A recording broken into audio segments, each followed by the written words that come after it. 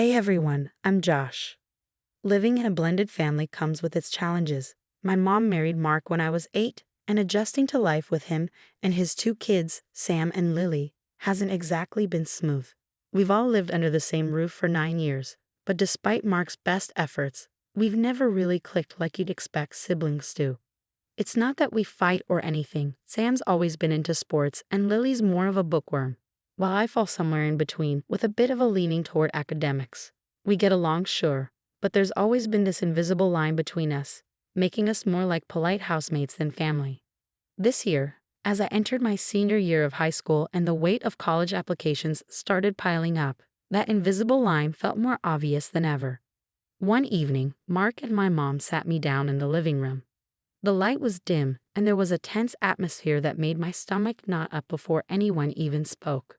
"We need to talk about your college fund, Josh," Mark began, his voice uncharacteristically formal. I tried to play it cool. "Yeah. What about it?" My mom shifted uncomfortably. "You know, Sam's also looking at colleges now, and well, funds are tight." I could feel where this was going. "You mean the money my dad left for me?" I clarified, making sure we were all on the same page. Mark nodded. "Yes, that fund. We were thinking, since it's a substantial amount, maybe you could share some of it with Sam. It would really help." Share my fund? The money my dad, who I barely remember, left for me? The idea felt wrong immediately. "I'm not sure about that," I said slowly, trying to keep my voice calm. "That money was meant for my education. It's from my dad." "But Josh, isn't it fair that Sam gets the same opportunities as you?" Mark's tone was more insistent now. I couldn't believe what I was hearing. "It's not about fairness to Sam. This is about what my dad wanted. That money is the only thing he left behind for me. I can't just give it away." The room went silent. My mom looked at Mark, then at me, clearly torn. I knew they were struggling financially, but so was I going to be once college hit, and I only had that fund to rely on. "We'll talk about this later," my mom finally whispered. But we didn't. Not really. The tension just simmered, growing day by day until it felt like you could cut it with a knife. Being at home became unbearable, so I started spending more time at the library or with friends, anywhere but there. Then, one evening, it all came to a head. Mark and my mom were waiting for me in the living room again. The air felt thick with tension. "We need to talk about the college fund again," Mark said, getting straight to the point. I sighed. "What about it?" "It's about fairness," he repeated. "You and Sam are both heading to college. We think it's only fair if you share the fund with him." The word fairness echoed in my head. I had gone over this argument 1,000 times in my mind since our last conversation. "I've already told you, that money is for me. It's what my dad left for my education." "Think about it from Sam's perspective," my mom chimed in, her voice softer. "He doesn't have the same advantage. We're just asking for a little help. Help that would cost me my future, the one my dad planned for me. I understand it's tough for Sam, I really do. But this isn't just a fund, it's my dad's legacy. To me." The room fell silent for a moment, my words hanging in the air. Then Mark leaned forward, his expression hard. "If you're not willing to help your family, maybe you shouldn't be part of it. If you can't share, then maybe it's time for you to find somewhere else to live." I felt like I had been punched in the gut. "Are you serious?" I asked, my voice rising. "You're going to kick me out over this?" "You have 1 week," Mark said coldly. "Either you agree to share the fund or you find another place to stay." I stood up, my chair scraping loudly against the floor. "I can't believe this. I really can't." I looked at my mom, hoping for some kind of support, but she couldn't meet my eyes. I walked to my room, my footsteps loud in the quiet house. As I closed the door behind me, the reality of the situation hit me. My own family was giving me an ultimatum over money that rightfully belonged to me. I felt hurt, but more than that, I felt a growing resolve. That night, I started making calls. I reached out to friends, explaining what had happened and asking if they knew of anyone who might have a room to rent. Alex, one of my closest friends, immediately offered me a place with his family, no questions asked. Over the next few days, I packed my things, feeling numb. Every item I put in a box was a step away from the life I had known, and a step toward an uncertain future. I was being forced out of my home for standing up for what was mine. As I zipped up my last suitcase, I took one final look around my room. It had been my space, my sanctuary in a house that never quite felt like home. Now I was leaving it behind, not because I wanted to, but because I had to. As I turned off the light and shut the door behind me, I knew I was stepping into a new chapter of my life, one filled with uncertainty, but also there was a sense of freedom. The chains had been broken, and for better or worse, I was now on my own. After my heated confrontation with Mark and a cold silence from my mom, I knew I couldn't stay in that house any longer. The next day, I packed up my life into a few bags, each piece of clothing and every book a reminder of the life I was leaving behind. It was one of the hardest things I've ever done, walking out that door not knowing if things would ever be the same with my mom. I drove to Alex's house, my car stuffed with everything I could fit. The moment I stepped through their door, the difference was immediate. The air felt lighter, the smiles were genuine, and Alex and his parents welcomed me without hesitation. "You're safe here, Josh," Alex's mom said as she showed me the room where I'd be staying. It wasn't just a room, it felt like a haven. That evening, as I sat on a bed that wasn't mine, the reality of my situation began to sink in. A whirlwind of emotions hit me, and in a desperate attempt to process it all, I turned to the one outlet I thought might help: the internet. I typed out my story, pouring every bit of my frustration, hurt, and betrayal into a post, and hit share, not really expecting much. The response was overwhelming. Within hours, my phone buzzed nonstop with notifications.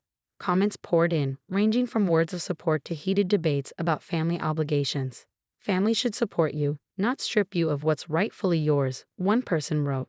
Another argued, "Sometimes sacrifices are necessary for family harmony."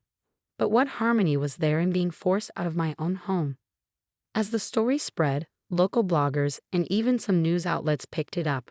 It struck a chord not just with people who had experienced similar struggles, but with a broader audience grappling with issues of inheritance, family dynamics, and individual rights.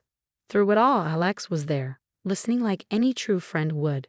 "You did the right thing, Josh," he said one night as we sat in his backyard, staring up at the stars. "Standing up for yourself takes guts." It was a simple moment, but it grounded me.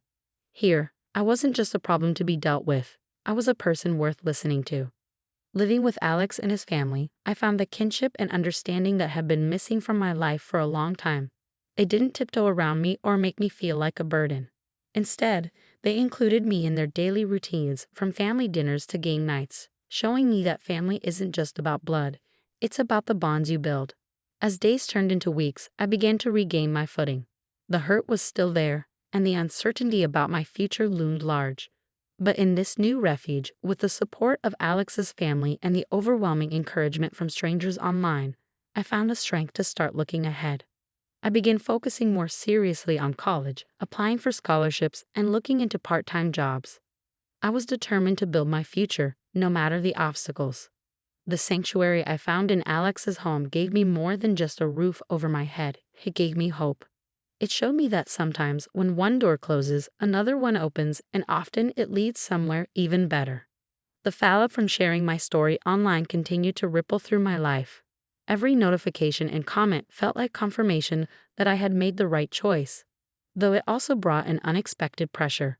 Mark reached out, his messages a mix of apology and justification. "I only wanted what was best for the family, Josh. I hope one day you'll see that." But how could something that felt so wrong for me be right for the family? My mom's messages were quieter, filled with hurt. "I miss you, Josh. I wish things were different," she wrote, but things were different now, and there was no going back to how they used to be. Despite the ongoing emotional tug-of-war, I found solace in my plans for the future. Alex's cousin, Nate, had an apartment near the university I planned to attend, and he was looking for a roommate. The timing couldn't have been better. We met up one afternoon to discuss the details, and we hit it off immediately. "You're going to like it here, man. It's a fresh start," Nate said, clapping me on the back as we toured the small but cozy space that would soon be my new home. Moving out was both a logistical and emotional challenge. Sorting through the years of my life packed into boxes was like sifting through memories of a simpler time. But Alex and his family were there, helping me every step of the way. Each box they carried was another piece of the bridge from my past to my future. "You're setting up for something great, Josh," Alex's dad said as we loaded the last box into the truck. His belief in me soothed the sting of my fractured family ties. Soon after, I moved into the apartment with Nate. It was small, but it quickly felt like the right place to be, my first step into a future that was entirely my own. But it was mine. I filled the space with posters, books, and pieces of myself while Nate and I talked about our plans for the years ahead. The excitement of new classes, new people, and fresh experiences was tinged with the sadness of the family I'd left behind. Yet, I was slowly coming to terms with the fact that not every part of life would be perfect. Meanwhile, the debate on social media continued. Strangers I'd never met were discussing my family, my decisions, and my rights. It felt surreal to see how many lives my story had touched, how many people were moved to voice their support or their criticism. It dawned on me then that my experience might help others in similar situations feel less alone, maybe even give them the courage to stand up for themselves. So despite the chaos, I started engaging with the community that had formed around my story. I shared updates and offered encouragement to others facing their own family challenges. As I settled into my new life, I knew the emotional wounds from the past months wouldn't heal overnight. The memories of leaving home and the harsh words exchanged in anger lingered, but in this new chapter, I found strength. The autonomy I now had, coupled with the unwavering support of friends like Alex and Nate, helped me focus on what I was building rather than what I had lost. Every day, my resolve to live a life worthy of my dad's gift grew stronger, not out of spite or regret, but out of hope and determination. Standing at the threshold of this new beginning, the echoes of the past still resonated deeply. Leaving my mom's house had been one of the hardest choices I've ever made. It was a decision driven by the need to honor the legacy my dad left for me and to protect my future, even if it meant stepping into uncertainty. But looking back, I realized it was a pivotal step toward claiming my own path. The support I received from Alex's family during that time was more than just a roof over my head. It was a reminder of what family could truly be: supportive, understanding, and unconditional. They stepped in when I had nowhere else to turn, and for that, I'll always be grateful. Now, as I prepare to start college, the sense of independence and strength I feel is empowering. The journey to get here wasn't easy. The public scrutiny and family conflict took a toll. But they also taught me invaluable lessons about personal resilience and self-worth. I've learned that sometimes standing up for yourself means walking away from situations that no longer serve you, no matter how difficult that may be. Though the controversy surrounding my family has largely quieted, the conversations it sparked about fairness, family, and the right to one's own future have stuck with me. These debates not only shaped my views, but also prepared me for the wider world, where issues of justice and personal integrity often intersect. Looking forward to college, I feel a mix of excitement and anticipation. It's not just about academic growth. It's about continuing to shape who I am and what I stand for.